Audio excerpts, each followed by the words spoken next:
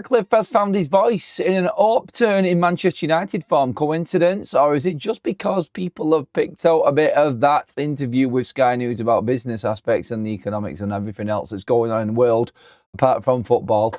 I'm bringing up Manchester United in that interview on Sky News that everyone's going in on Sir Jim Ratcliffe. We'll get your thoughts on this as well, but he is using Manchester United as an example of tough calls that need to be made in government right now.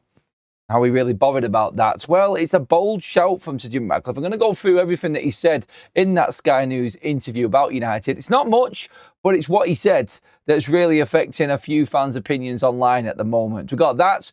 We've got transfer news regarding Carlos Baleba and big stories surrounding the hunt for the new permanent manager coming into Manchester United later on this summer. All of the updates coming to you here live on Forever United TV. I'm Adam. Welcome along. Slightly earlier than normal, because we have got all of the football tonight. I'm going to be watching a few of them games and then giving my verdict on that later on Adam FC. Hopefully I'm watching Liverpool get beat. That's what I want to see. Come on, the Sunderlands. Let's have that Black Cats win tonight, and then United are 6 points clear. Arsenal play Brentford tomorrow, and realistically we could do with Arsenal beating Brentford just to keep them away from us as well. And then it all of a sudden turns into not so much a bad week for Manchester United, although we will probably expect Aston Villa and a good evening for Aston Villa and Unai Emery, because Brighton are playing crap at the moment. So all will be revealed later on, and we'll know if that was a good draw or drop points for Manchester United when everyone's played this week. So let's see on that one. Let's get into the other news on. Let's get talking about Sir Jim Ratcliffe. This is what Sir Jim Ratcliffe has said in a Sky News interview earlier on today, I think it was. It might have been pre-recorded, but the news broke in the last hour, and this interview has been released by Sky News. And in it, Sir Jim Ratcliffe is talking about tough decisions in politics, in government, in rules within Great Britain and the business sector. Whatever it was he was talking about, there was a lot. Anyway, not sustainable is his verdict from it. But he used a quote in there and comparing tough calls that he's made at Manchester United as to what this government and country needs. Someone who's willing to be unpopular, be the enemy, and really upset people for a couple of years just to stabilise everything that's going on. It's not sustainable, he said. So in that, he actually comes out and says, I've been very unpopular at Manchester United because because I and we as Ineos and his team have made a lot of changes, but for the better in my view. And I think we're beginning to see some evidence in the football club that's beginning to pay off. Okay, where is it paying off? What are we seeing? Not much, because the decisions that he's made and the tough calls that he has made, I don't know if he's alluding to sacking Ruben Amorim, his former best mate, as they used to say and talk constantly all the time. But I don't know of anything else. He's made some tough calls in the financial side of the club, which I haven't got a problem with. Sometimes you do need to make big calls. It's the big company, Manchester United. Big industries do this all the time. We've already gone through all of that. We've gone past that phase now. And we're looking on what? The financial side of things. Is that where he's seeing things pay off and where it's starting to get better? Well, if you listen to all the financial news, Manchester United, we don't make Champions League, can't really spend anything this summer. So really it can't be there, can it? Or is he alluding to the fact that Manchester United have started to win games all of a sudden? And that's the Jim Ratcliffe's big plan. That's the Jim Ratcliffe's impact at Manchester United. He's really now the reason for Manchester United's upturning form. He's not. And I'm only joking there. I'm saying that in jest, but I'm trying to figure out how he sees this. And you know what this says to me? And this is my opinion alone on this one. This just says to me that he really doesn't know what's going on at Manchester United. He'll see results on paper. He'll sometimes watch the games, I'm guessing, as well when he can. And he'll see Man United are playing a lot better right now. But he was fully behind Ruben Amorim before. And this was supposed to be the next best thing in Manchester United moving forward with the plan with Ineos. And that's finished after 14 months, as we know. Ruben's gone. Michael Carrick's come in and Man United are playing better. So really, what we're looking at here is Sir Jim Ratcliffe and Ineos getting very, very, very lucky indeed, aren't they? That's what's happened here. It's nothing to do with the plan. It's nothing to do with everything that Ineos have put in place, because financially we're still struggling. And maybe in years to come, we'll see the benefit of this. But for Sir Jim Ratcliffe to come out and say some of the tough calls that he's made at the football club are beginning to pay off. Pay off in what, mate? Pay off in what? And a few people I've seen online already going off the back of this interview have come out and said Sir Jim Ratcliffe has all of a sudden found his voice now because Manchester United are winning games. And that's what he's going on about. Well, I don't think he's completely going in on just the winning of football matches. It'd be very stupid if he did, because there's a lot more going on at Manchester United that Sir Jim Ratcliffe really can't be coming out and making comments like that about, isn't there? Because we're not, like I said, financially better off. We haven't got sponsors for our sleeve next season. We've still not got a training kit sponsor. Manchester United are borrowing money up to their eyeballs on the credit facility, as we know, and we haven't got much more money on that to spend to invest into the squad. So we're basing these so-called paying off things that Sir Jim Ratcliffe's alluding to here from the big calls that he's made as United making the Champions League this season. And we're only making the Champions League this season because one of his big calls has failed. That's how I see it. And look, you all know that I haven't got a problem with the structure, the players that have been brought in, what Ineos are trying to do at Manchester United. You all know that I've backed that side of it. My issue has always started around the Ruben Amorim saga and what's going on at Manchester United, and the changing of the plans and everything that's gone on. And it just looks like a complete disaster class right now within Manchester United and the decision makers. And that takes us into the next story, really, which is about the Manchester United manager's job and who is going to be the next man in line to take over at United.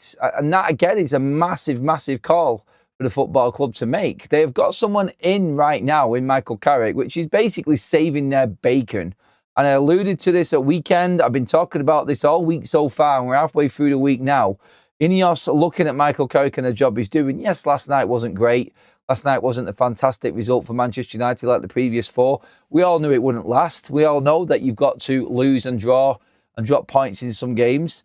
And we've been lucky that Michael Carrick has brought in the right team and has hit the ground running.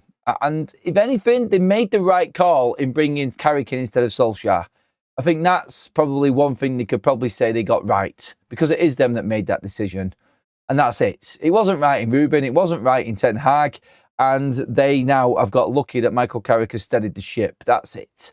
So, again, when it's all conversations lead towards the next manager coming in at Manchester United, it all looks at Michael Carrick first, surely, doesn't it?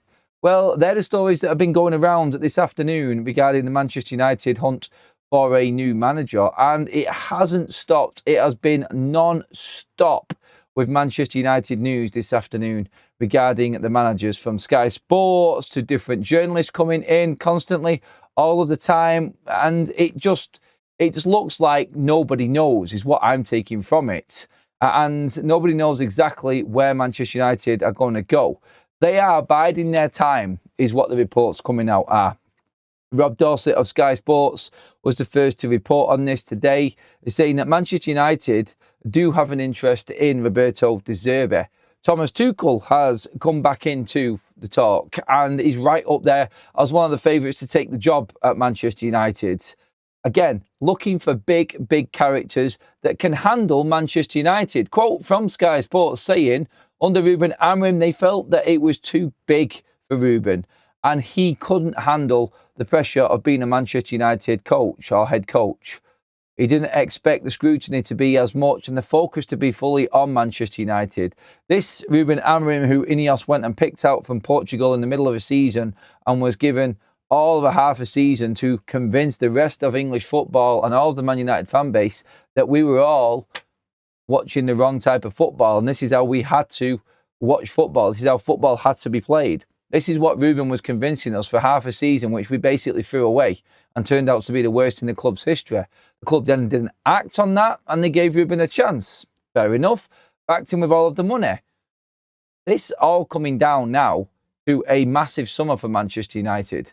Not just because journalists are talking about the next manager, not just because Michael Carrick's thrown his name into the hat. It's because this really is, like we've said before, probably the biggest appointment that Ineos are ever going to make, because they could either sink like Spurs right now or swim and continue growing and staying in the Champions League and competing for the biggest trophies. If they don't get this summer right, then I don't know how we turn it around. Because the signs are there. People don't want to talk about them. People don't want to talk about what happens at Manchester United if they get this wrong. But we're already seeing it. Money away from Adidas sponsorship deal. No training kit sponsor. No sleeve sponsor for next year yet. People obviously not wanting to back a team that isn't consistent and are not competing in the biggest trophies, for the biggest trophies in world football. That's United at the moment. And that can all change this summer. If they get the decision right, then we are laughing. We have the people in place and I think the team in place. But it can all go wrong with the decision of this manager coming in. Manchester United are not going to make a decision on the head coach until the end of the season. They will be talking and compiling a list and getting everything ready for the end of the season. Romano also coming out on this on the manager side of things, just to touch on the De Zerbi side of things, because there's been a lot of people talking about him wanting to come straight back to England. I don't think you're going to see De Zerbi rock up at the Spurs Stadium anytime soon. He knows what's going to be on offer come the summer and the end of this season. And De Zerbi's going to wait. No decision is going to be made. And Romano came out with a key statement as well. And this obviously now, just coming into the second week of February this weekend, De Zerbi will not be moving in February. Romano has said that there will be no February move. Spurs need to make an appointment and make an appointment quick. Their season is about to spiral completely out of control after Thomas Frank was sacked this morning. And I think what we're going to see here is certain managers that you might think go to Spurs, the Zerbi's and other managers in the frame, are just going to hold off, I think, until the summer because they know there's a bigger prize coming, potentially Manchester United. There's only one man that can change this, and that's Michael Carrick, and that's him qualifying for the Champions League, something that has been a very difficult job for anyone since Sir Alex Ferguson. So if Carrick does this, as we know, then we are going to be looking at Carrick well and truly in the frame. And this has been said by every journalist as well now. And look, we're not ignoring Michael Carrick, but again, I think stories from Manchester United are being sent out just to make sure that it's clear to everybody that United are looking for an experienced manager and they're still going to do their work in recruiting another coach. It doesn't stop. They're not going to just accept that Michael Carrick's results are good and not look for anybody else. They're going to speak to other managers. Michael Carrick knows this, and the process is going to go on and on. The thing that we've said before is they need to make a decision on certain managers and get calls in place. I mean, Pochettino is not the right man for Manchester United. I would rather have Michael Carrick than Pochettino. If you're going to bring someone else in other than Michael Carrick, it has to be a big name. De Zerbi, there is credit and merit in De Zerbi coming in, and the stories are always going to be there because he's left Marseille now, and he wants to come back to the Premier League. And who needs a manager in the summer? Manchester United. And is De Zerbi going to come back and take the Man United job if that's offered? Of course he is. Has he spoken to United before? Yes, he has. Has he turned Man United down because it wasn't the right time for him? Yes, he has. So United already have contacts with De Zerbi and his people, and you can bet everything that his people, De Zerbi's that is, have already contacted Manchester United to find out what the script is regarding the recruitment of the next manager. 100% that is happening right now. Thomas Tuchel will be aware of Manchester United. He, again, has spoken to us already.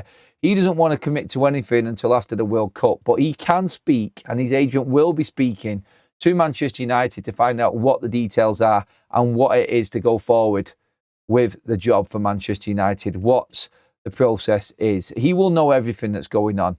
And United don't really need to speak to Tuchel. They don't. They already have done, and they've already spoke to De Zerbi.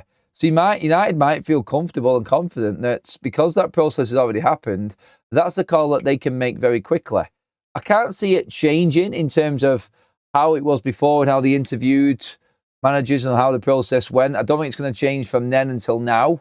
I don't think that's the case, but we will see, won't we? We will see. I think, personally, United have got their eyes on Tuchel. I think he's the top prize for United. I think Ineos want to work with him. It just depends what Thomas Tuchel wants, because he's a man that likes to have a say and he's not afraid to say what he thinks. And that could be problems for Ineos again, pushing you towards Michael Carrick. Again, the only reason that we're talking about other managers is because United drew last night. Happens all the time. I've said this before. Results will determine any bit of news that comes out for Manchester United. It's always the same.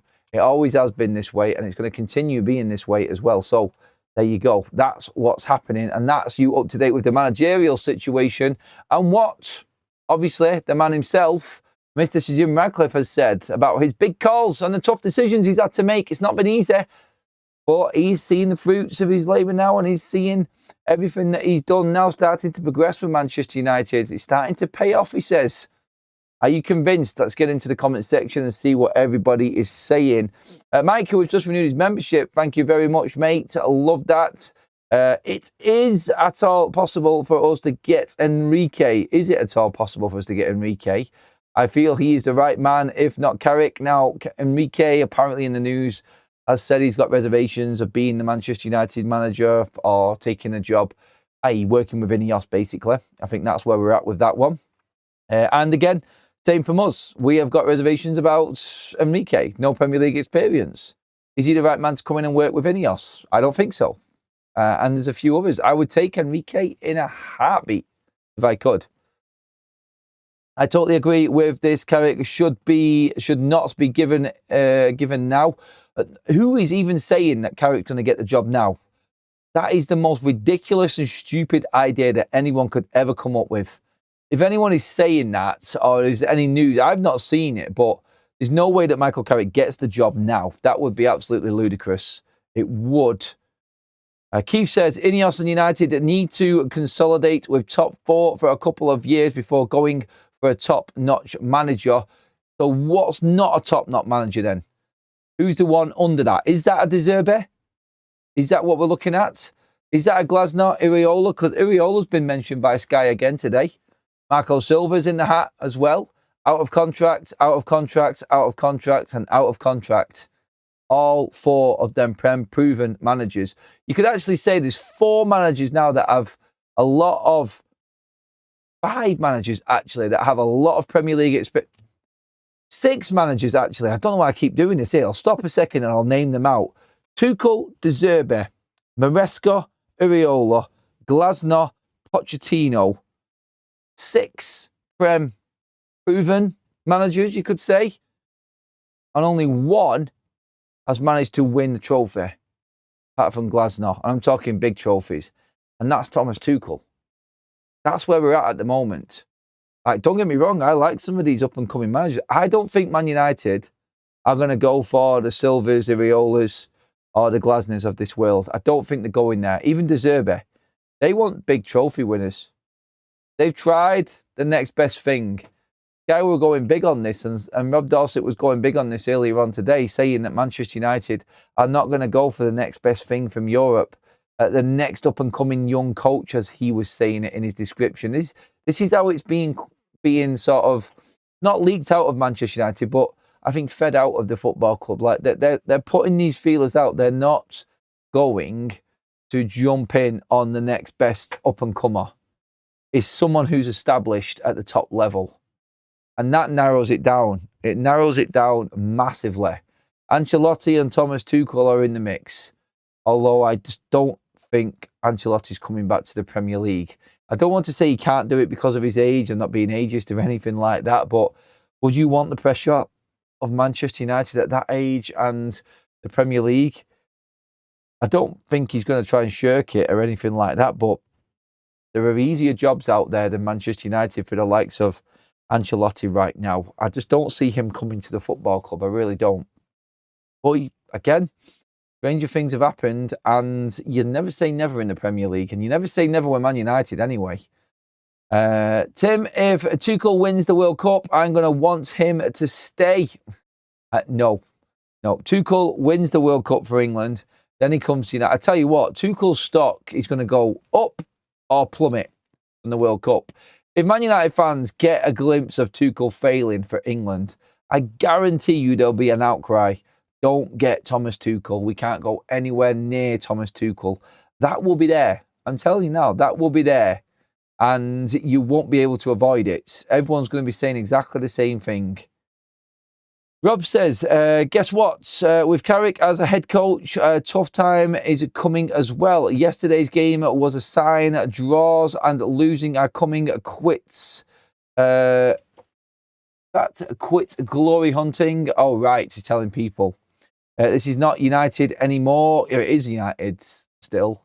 And it always will be. And if we forget about that, then we are just going to be on the decline. Someone needs to step in and raise the standards at Manchester United. Carrick's done that in his short time. It's funny though, isn't it? After one draw, people go into meltdown mode and forget about the 4 wins that we've just had and how well we played. It is. Look, I had my critiques of the game yesterday. I was disappointed. I was gutted, in fact, that we didn't win the game yesterday. But I'm not going to start blowing the told you so and this is them same players trumpet again and here come the bad times again. I'm not going to start on that because, again, it's just proof that this is how the world works, isn't it? It takes 10 good reviews to outweigh 1 bad one. That's the world. That's how powerful negativity is. It's 10 times stronger than positivity. You can try and be as positive as you can be. Negativity clicks its fingers and it spreads like wildfire. It's the same with everything. Nobody goes onto reviews of bloody hotels when you're booking a holiday and looks for good reviews. Everyone always looks for the bad reviews. You automatically levitate towards the negative and you can't help it. It's just programmed into us. I'm not going to forget 4 wins and how good I felt in them 4 wins because we had 1 bad performance, which wasn't horrendous, by the way, against West Ham. West Ham deserved credit for their performance. The low block did us. And the fact that Carrick came out and admitted where United went wrong and had already sussed out his issue that he had in the game there gives me a bit of confidence going into the next game, because if that happens again, he knows exactly how to play the game and get a result out of it. So let's see if he does learn from that. But this is actually a good thing in a way, because now we've seen all of the wins come to an end. The honeymoon period well and truly over now, a month in. And Michael Carrick's now staring at his first poorish performance and drop points. By the way, Manchester United are unbeaten this year and are leading the form table in the Premier League for 2026 by a mile. We are unbeaten in 9 games. It's not the end of the world, and people just need to realise that as well. And Michael Carrick isn't just going to forget what happened in them first 4 games and become a bad coach because of 1 draw where Nuno's low block did us. It did. You can't outsmart every manager. You're not going to win every single game. Nuno played his tactics perfectly, and West Ham defended excellently. United didn't figure it out in time, and we ended up dropping points. We salvaged 1, which I think is the way that I would look at it anyway. And I think Carrick will learn from this. And I said it a minute ago then, this is the positive now, because now we're going to see what Carrick's really made of. And this will be another test as to whether or not Ineos will look even deeper into Michael Carrick. The first little setback, let's see how we react from it. Because if we go and beat Everton, West Ham is completely forgotten about. And it's looked on as a good point. And Manchester United, for Michael Carrick, all of a sudden are looking at 16 points from 18. And then that is something you cannot argue with for a start. And I think that's what we're all hoping is going to happen. But I think more importantly, probably intrigued to see how Carrick goes in to that next game. If he changes it up, then I think he's realised there's a lot of people picking and choosing which forward they want to drop for Benjamin Sesko after the game last night. And I kind of agree with most, actually, to be honest. Let's get some more comments in on this. Yesterday's game highlights how thin our squad is. The players that look tired and the academy players are going to have to step up. Well, not really. I think someone pointed it out that we've only got 1 more double game week left this season. That's next month. I think it's Crystal Palace, then Newcastle. So yeah, it's not going to hamper us too much, I don't think, in having the squad that we've got right now. If we get an injury, yes. And then that will highlight the problem that we've got. But we had on the bench last night 2 performers who came on, 2 very young players in Lenny Yoro and Benjamin Sesko, who came on and fought and got us the win. And they played a massive part in getting that win for us. So you could say squad is there because the substitutes change that game for Man United. Yes, the tactics went a little bit more direct, but you've got to have the players to fit it as well. And there is another option there. There is, and that is Benjamin Sesko up front. Which forward drops is completely up for debate at the moment. I've seen a lot of people saying rest Mbeumo out. I don't know, I might put Mbeumo out on the right-hand side and rest Ahmad for a bit and bring Ahmad on as an impact sub. You could do it with Cunha. Cunha's played brilliantly off the bench. He won't want to go back down to the bench, and this is where we're also going to see Michael Carrick's qualities in handling the squad and how much game time players get, because once a player gets a taste for it, then he doesn't want to go back. Carrick started off by not playing Cunha, and that was his start, and Cunha's worked his way in now. Will Cunha have the same attitude if Michael Carrick drops him back to the bench again? We will see. I'm telling you, once they get a taste of it and once they're in, they feel like they should stay in, and that's the problem that United have got to balance as well. So let's see if Carrick can do that, and all of that then proves that Michael Carrick is good enough to compete with the other managers in the hat anyway. Let's get on to the transfer news and everything else that's going on. There is some news and another update on the Sandro Tonali situation I've just seen pop up now. Dean Jones has just said this as well on the Tonali situation. Manchester United hold genuine interest in Sandro Tonali. He prefers to move and return to Italy and wants Champions League football. But if he remains in the Premier League, United will push for him. So, Tonali wants Italy, then he'd probably just let him go to Italy. Good luck selling Tonali to a club in Italy for the money that Newcastle want. That's going to be difficult. But the other bigger news, which is really interesting, and you can see it going across the bottom of your screen, which is it just come from Graham Bailey, and he is reporting that Brighton this summer will not consider offers below 100 million for Carlos Baleba and won't be rushed into a sale. Manchester United remain interested and the player would be open to a summer move. I'll say this now, if Brighton are demanding 100 million for Carlos Baleba come the summer, like Graham Bailey says here, then Carlos Baleba is going to stay at Brighton for another season. There's nobody going to pay that money now. They should have taken that money when they had the chance in the summer, even though United probably wouldn't pay that much in the summer. And now they're going to lose money on him. They are, because Hurtler is hurtling down that table right now with Brighton. They're in horrible form. And Baleba just doesn't carry that value. I'm sorry. Brighton are deluded if they think that they are actually going to get that amount of money for him. When you look at Brighton's form, I tell you right now, they haven't won any of the last 5. Let me just count back, actually, for Brighton here, and just tell you exactly where they're at. I mean, their last win was in the FA Cup against Manchester United. Their last win in the Premier League was at home to Burnley in the first game of 2026. They have not won a league game since. That's 5 league games for Brighton now without a win. It's not good, and the league table tells you 14th in the league, 1 point clear of Leeds. So Brighton have got this idea that they're carrying on in the Brighton way. Brighton are always in the top half of the table, always a threat and always performing. And now they're 14th in the league. It just doesn't carry that same weight. It's not got the same effect. So Brighton, I think, they're really doing themselves short here with this one. In demanding that price for Carlos Baleba, they're going to lose a transfer. And unfortunately for Carlos Baleba, he isn't going to get any move because United are not paying over 100 million. I don't think United want to pay over 100 million for any of their targets this summer.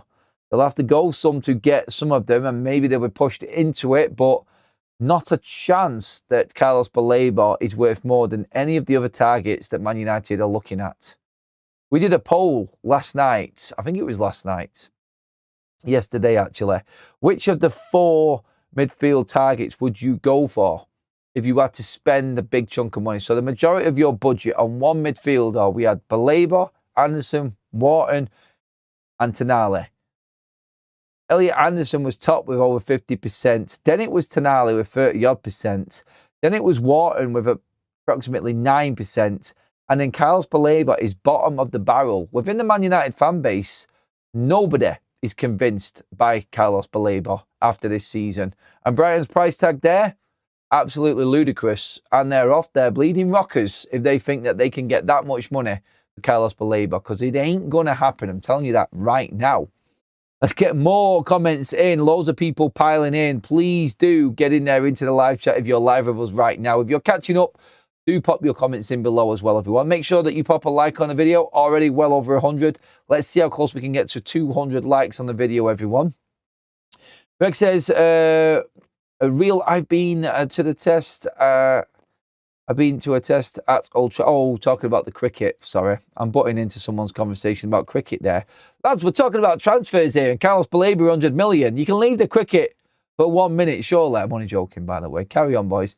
Hi, Adam. If Carrick does well until the end of the season, then he ticks all the boxes. Other managers don't have... other managers don't, so he gets the job. Do you reckon they're going to think that way, mate? You think that's how Ineos are going to think? I've said this before. When you look at Carrick, if he gets Champions League football with Manchester United, he is going to have done something that none of them managers that I mentioned earlier on have ever done. And that's get Man United to a top four.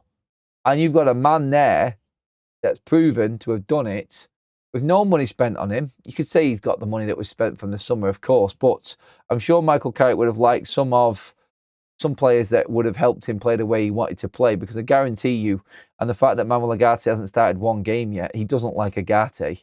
He doesn't think that he is good enough to come in for Casemiro. Even when resting Casemiro, Carrick doesn't do it. He does it reluctantly.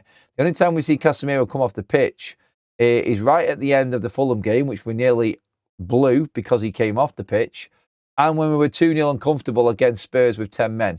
They're the only times that Casemiro's come off the pitch. So Michael Carrick is making it work. And if he does get United to the top four, like I said, that is something that he will have above everybody else on this list of managers.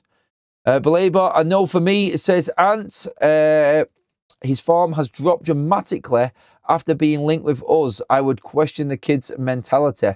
We have been talking about that quite a bit, haven't we? The form of Baleba since Manchester United were interested in him has definitely affected him. John says Baleba is not worth 100 million, and keeping a player that doesn't want to get there is mental. But that's let them crack on, mate. Honestly, I'm not too bothered about Carlos Baleba. There are other fish in the sea, and he really doesn't shout out to me, go above and beyond and spend the majority of your budget. He just doesn't do it. He hasn't performed well enough. The reason why it's been tough is because Sir Jim is doing the Glazers. Oh, I've lost that comment. Where's that gone? Oh, you swine. Gone off my screen. I was enjoying that one. Oh, YouTube. Anyway, is Tonali as a good Casemiro replacement? I don't know if he's a true number 6. I don't think he's for Casemiro, mate. I think United need two types of midfielder.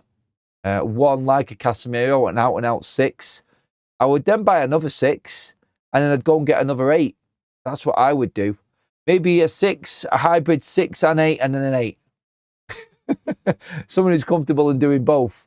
You know what I mean by that as well. That's what United need. We are lacking in numbers big time when it comes to midfield. And the summer's going to prove that Ugarte is not going to be there. Oh, the summer's going to prove that Carrick doesn't like Ugarte. And it doesn't matter who and what manager's coming in. Ugarte is going to be leaving Manchester United. 100% certain on that one. No way I pay 100 million for Baleba. Dallo is good now. Oh, he was crap last night, mate. He was crap last night. If the board can't manipulate and control Carrick, then it won't matter what he does. Anderson 8 there, Baleba 6 there. Do your job, Ineos, or go home. Well, we'll see on that one, because if we don't get him for them prices, do you think anyone else will? That's when we can complain. Look, the player's only worth what someone's willing to pay for him. And at the moment, I think Manchester City are well and truly into Elliot Anderson. Liverpool with Adam Wharton. United are moving away from the likes of Carlos Baleba. Sandro Tonali wants to move back to Italy, so United's not his first choice. Do we want a player like that who wants to just go back to Italy because he's finding it hard maybe in the Premier League? I'm sorry. If that is the statement from Tonali's camp, then see you later, mate. Go for the easy life in Italy and play Champions League football then. Again, I'm looking at all of the big targets for Man United that we've talked about over the last God knows how long, being difficult and getting more and more difficult to get a hold of. DMAG says, I don't know why fans keep talking about players. Club is broke, and only if we get Champions League will we have any money to spend, but at least 150 million. Well, that's why we're talking about it, mate, because we're going to get Champions League, buddy. Simples. We're right behind Carrick, and Carrick's the man. He's going to get the job done. And we will beat Everton. Pray that we beat Everton, just so we can shut down this West Ham result. The problem we've got is, and I said it this morning as well, we have to sit on that West Ham game now for 2 bleeding weeks. And all anyone is going to think of is negative vibes. There's no friendly going on. We decided to stay home. By the way, that decision has now been made. Man United will not be doing any extra games in these big breaks. It's all going to be rest and recovery, Michael Carrick says, in Manchester. Lovely Manchester. Honestly, it's not stopped pissing it down for about 2 weeks now in Manchester. It is grim and beyond.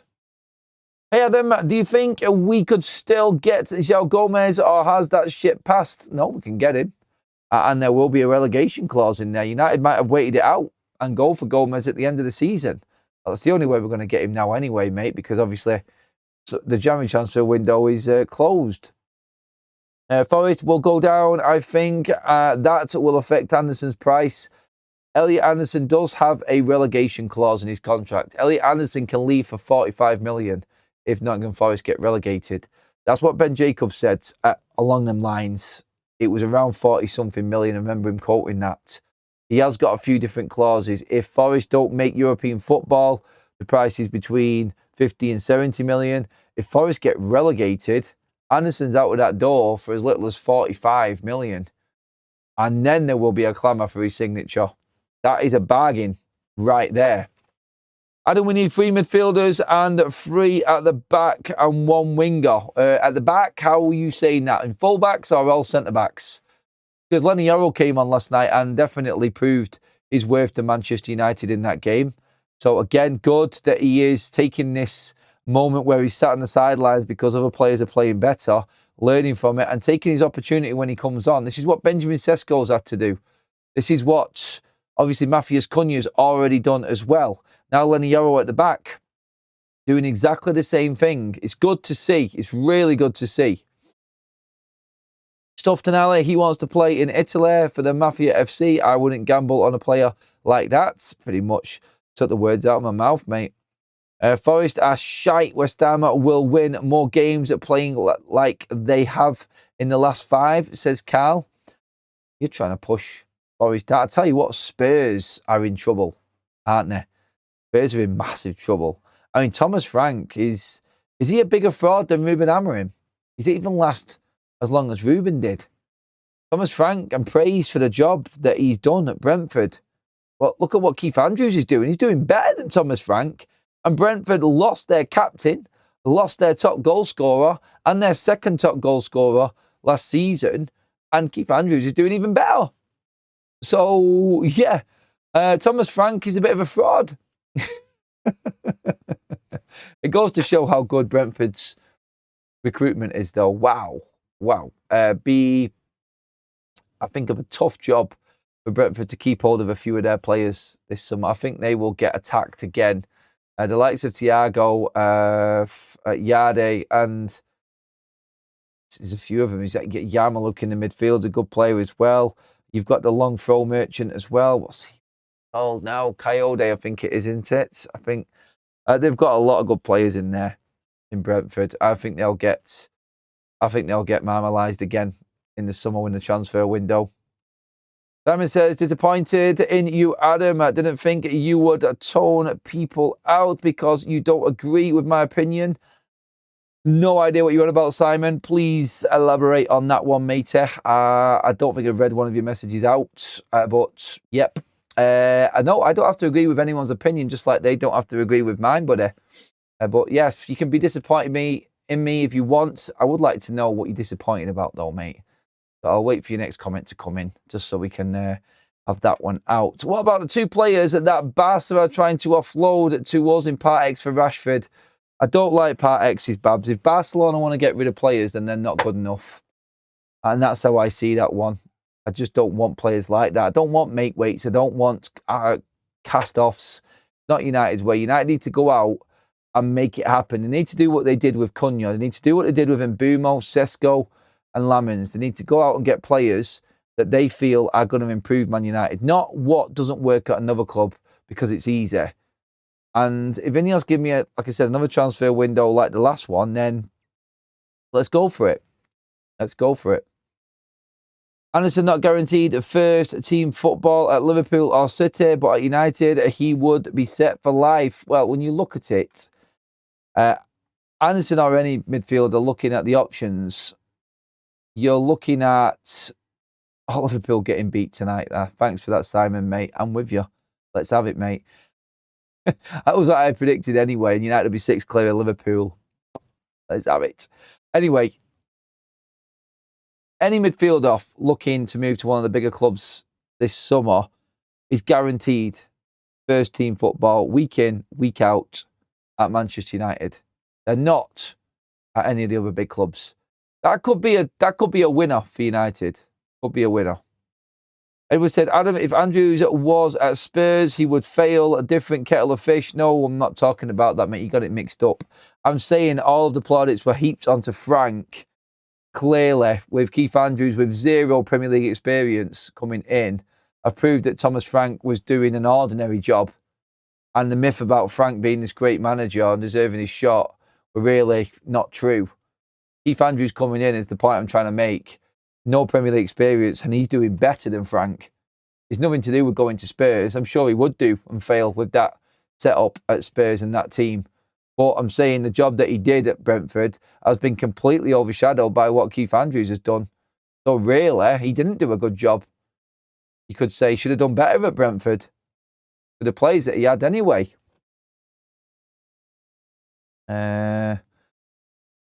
Let's see what we've got in here. Let's see some more comments in. Nuno knows how to organise a team. To be fair to West Ham, not attractive, but the football that's needed to avoid relegation. A low block and quick transition, counter-attacking draw was fair result. It was a fair result of it. Simon's come back to me and said, last live stream when I said your part was F the problem going to the match. We want the Glazers out, and the only way I see it, we need to abandon going to the match, but each of their own opinion. Yeah, mate, no, I will totally disagree with you on that all day long, Simon. I've made that clear to everybody. Anyone who's trying to blame match-going fans for the reason why we're not getting the Glazers out are just being selfish, in my opinion. And I will always stand by that. That's always. People have attacked me forever and a day for being a match-going fan, and I won't have it. And I've made that clear to everyone. I don't have to explain myself. I know the script. Other people don't. People don't want to listen to when I did a stream and explained how the ticketing works at Manchester United and how we're being shafted. People don't want to listen to that. They want to just think of the obvious and, well, they've got an opinion about match-going fans. Match-going fans going in and they see they're going in and paying their tickets, then they're the problem, obviously. If fans don't go to the game, on paper, it looks like that's the right thing and that will work. I've told you all before, it won't. And trust me on this, any season ticket holder will tell you exactly the same. If you think us giving up our tickets is going to get rid of the Glazers, you need to live the life of what we have had with tickets match-going fans have got with what the club do to match-going fans and how we have been treated. And then you'll understand what I'm talking about with it. It's pointless me saying it again because no one will believe it until they've actually lived through it themselves. But not everybody can do that. I'm only giving you my opinion as a match-going fan. And if you speak to any other match-going fan, they will tell you exactly the same. If we leave, they double their money. Ask anybody who goes to matches. We know, others don't. And we keep saying it, but people don't want to listen. I'm not having to go at anyone in particular. I'm not having to go at Simon on that. Everyone has their own opinions as to what is the problem at Manchester United. The fact that the club makes more money from everyone subscribing from TV broadcasters than match-going fans should tell you exactly where the problem is at Manchester United. And the Glazers are never, ever, ever going to leave Manchester United until someone bids stupid amounts of money. How do we get the Glazers out? We don't get them out, mate. They don't leave. I'm accepting of that. The only way that the Glazers leave Manchester United is if we are poor and we get relegated. That's it. But we're too big. And they knew this. And they're taking advantage of our loyalty to our football team. And there's nothing we can do. Absolutely nothing we can do. We can stop buying merch, which I do. That might affect them. But then again, if I'm not at matches, like I said then, you'll get everyone in for the first time. I don't like calling them day trippers, but it's the easiest word I can come up with at the moment. And they will flood into that megastore and spend a fortune. Would you rather have people going and watching Man United and supporting the team and not spending a penny while they're in there? Or would you rather us sell our tickets, double the money for the owners, the Glazers, and then them people go in and spend a fortune also? Look, I spend a lot of money on my tickets, but I know that people will make a fortune, or the Glazers will make a fortune if anybody else takes my ticket. My God, it is ridiculous, honestly, people. It is. And the Glazers, well, we just got to hope that someone makes them a stupid offer and they leave. And that's it. Can United, in fact, Man United getting better might actually get the Glazers out, because then someone might look at Man United as being a valuable acquisition and buy into the football club. That's, I mean, it sounds stupid, doesn't it? It does. But look, there's no easy way of talking about it or getting them out. We've known this for what, 2 decades? Since the first days when the Glazers actually turned up at Old Trafford and Man United fans were barricading the exits of the Munich tunnel. All of them, all gone. We had a super chat from Ant, but it's been deleted. I don't know what's happening there. Mods, just be careful with everybody as well. I don't know if that's anyone fighting or anything like that. Please do. Let me just see what's happening there. God knows what's happening now. Why a super chat's been deleted. Not too sure. Appreciate all super chats. And hopefully people are not falling out in the chats. I can only guess that's what's happening. Be civil, everybody, please. London, thank you for the gifted membership as well. Looks like Gray's made a mistake by the looks of it. I got no idea, like I said. Adam is 100% right on the Glazers. Too many other channels spend time wishing the Glazers away, but they will only go when it's right for them. It's nothing to do with the fans. The fans are being punished. And it's not our fault. It's not our fault. We are the ones that love and support our club. And we loved and supported our club years before the Glazers turned up. We're not just going to ditch the club because their owners are here. There are some that did do it in the early days and formed FC United, of course. And credit to them, because that must have been the hardest thing that they've ever had to do as a football fan. In leaving Manchester United and not supporting them anymore, that was incredibly difficult. Incredibly difficult for them. The problem I have with it is Liverpool wanted their owners gone until they started winning leagues. Then it stopped. Arsenal wanted their owners gone. And that's all stopped. How many times have I said that, Jay? When United are winning, nobody talks about anything else. Anything else. United drew their first game in 5 away to West Ham, and now everyone's got a little bit of a problem again. It's funny, isn't it? It always happens. When the winning stops, the complaining starts. I'm not saying that's wrong, by the way, but like I said before, we're naturally programmed to jump to the negative when anything looks wrong. And that's what we're always going to do. Look, I'm not accepting that the Glazers are the right thing. I want them out as much as anybody else. I cannot give you the answer. I can't give you the answer as to how we get them out, because I don't know. I don't know. Adam, did you notice that in the FA Cup that with them not using VAR, players were so quick to get up when they went down. It made a big difference. FA Cup weekend this weekend, we know this because United are not in it. It's going to be a drain of a weekend, isn't it, watching the FA Cup with no one in it, with United not in it. But yeah, we'll see more of that free-flowing, no added on time, easy on the eye football this weekend. Can't wait. Can't wait. See who else. They'll keep dangling the carrots in front of us like last time, and the new stadium reveal. Our hope is their salvation. Okay. And that is our show this evening, everybody. I didn't even realise it had gone on that long. Thank you, everyone. Absolutely love that.